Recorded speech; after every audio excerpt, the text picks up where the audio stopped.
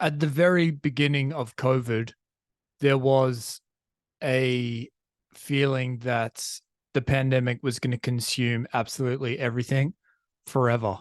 I remember being in that early phase where the news cycle was just all encompassing. No one knew what the fuck was going on. I was doom scrolling constantly.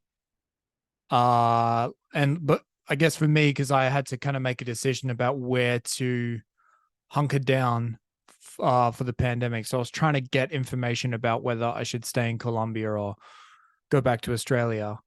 But I think everyone, even if you didn't have a travel concern, was doing the same thing. You're trying to figure out what the fuck was going on. And it was a little bit stressful and obviously a break in the regular programming. However, I remember feeling somewhat liberated by the beginning of the pandemic because there was a part of me that thought, well, at least I know what I'll be thinking about for the rest of my fucking life.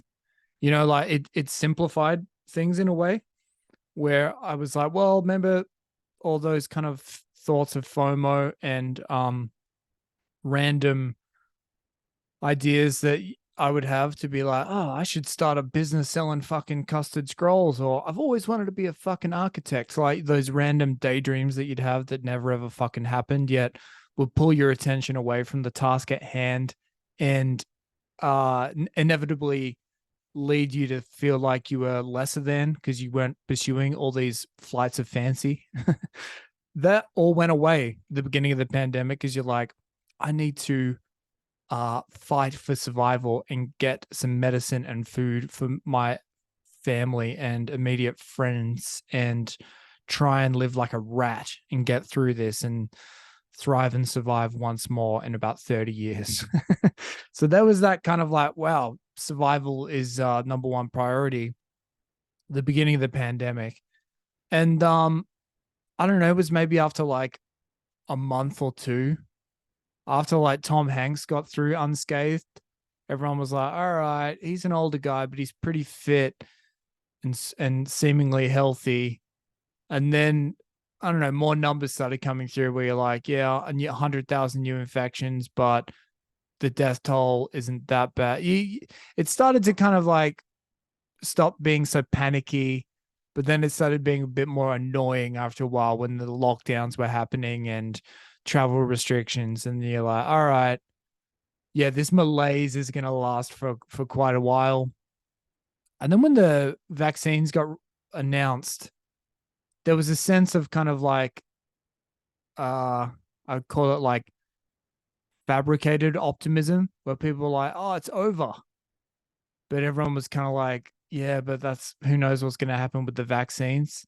But then by the time everyone started getting vaccinated, or most people started getting vaccinated, by that point, it kind of had petered out and people were more angry at like the restriction and the kind of the media reporting about the vaccine. And so even though it should have been like we should have been rejoicing at that point in time and uh embracing our newfound freedom, there was like a sour taste to it because it was like, well, not everyone's enjoying this at the same time. It's not kind of like end of World War II, like war is over. We can all win or lose, enjoy this moment at the same time. It was uh everyone was atomized and your own experience was pretty unique based on where you were and the particulars of your situation. But and then I feel like the next phase when the world started opening up again, I remember listening to a podcast uh with Doug Stanhope and his Scottish producer and manager whose name evades Brian Hennigan. That's it. Hennigan was talking about on a Stanhope podcast around that period where he was out in Vegas and he said that it reminds me of things I've read about the end of um the Spanish flu and how people we were in public and we were doing something very normal like getting a drink or eating a meal in public and we were giddy with an excitement. And he was apparently this was a phenomenon when all that ended because people had been locked up for so long when they got their freedom back, they started acting like loopy in public because just like the simple pleasures of going out once again were overwhelming. And I think we all had that to a certain degree. But yeah, again, because it was staggered, we didn't get that all at once. It didn't turn into like a thing. There was no kind of definitive at this point, halfway through 2022, we all had this. It was kind of like there were loose phases to it, but it wasn't universal. So therefore, it's hard to kind of talk about it in a sequential way. Cut to now, right? Where I think some countries have changed forever, like the Asian countries where like who are already pretty into masks, they're going to be like masked up forever now because it was like a big shock to their system and reinforced their kind of like germaphobe ways. Everywhere else, I swear, has just forgotten about it. And I'm not complaining. I think it's been fucking great. But when I think back to the beginning of it, when I was like, I'm gonna have to scrounge around for fucking survival. I'm gonna have to tell my fucking children's, if you find some food on the ground, eat it. Just get real fucking primitive with your kind of like survival basic instincts. When I think back to that was actually at the forefront of my mind, half joking, half not. It cuts in now where I'm just like, yeah, business is fucking usual. And sure, we probably didn't learn our lessons in the next pandemic. If it's more serious in terms of the virus itself, we're completely fucked. However, fucking let's worry about it later. It really does just seem this weird aberration where there was trauma that took place. However, I think that we collectively know that it could have been a lot worse. And those that got through it are like largely unscathed. Nothing bad happened to me. I don't really want to talk about because it was like, wasn't that bad at the end of the day. And those that did have a bad experience, I don't know, lost people or maybe went through an elongated lockdown. You're in fucking Melbourne or some place where you got stuck on your travels. You're an Australian in India or some shit like that. You don't want to talk about it either because it was kind of like a stressful, traumatic period in your life. So collectively, we've all just decided, let's fucking forget about it and move on, which is cool. I'm not complaining, but also kind of fucking crazy that we all had this trauma. And if you'd asked me at the beginning of the pandemic, here's how it's going to go for the next 2 or 3 years. What do you think will happen after that?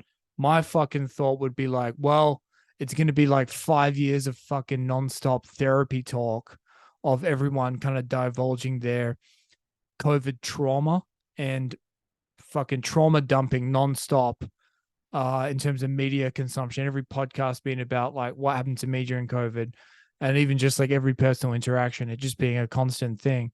However, it never comes up. Really fucking bizarre. I thought it was going to change fucking everything. I put it in the same basket as 9/11, where sure, if you lived in fucking Afghanistan or Iraq, yeah, you can. It didn't work out that well for you. You're just a poor random civilian who had to deal with all that shit. But I remember when like 9/11 was happening and like looking at the boomers and just kind of like at school the next day, all the people being like, holy fuck, this is really fucking serious.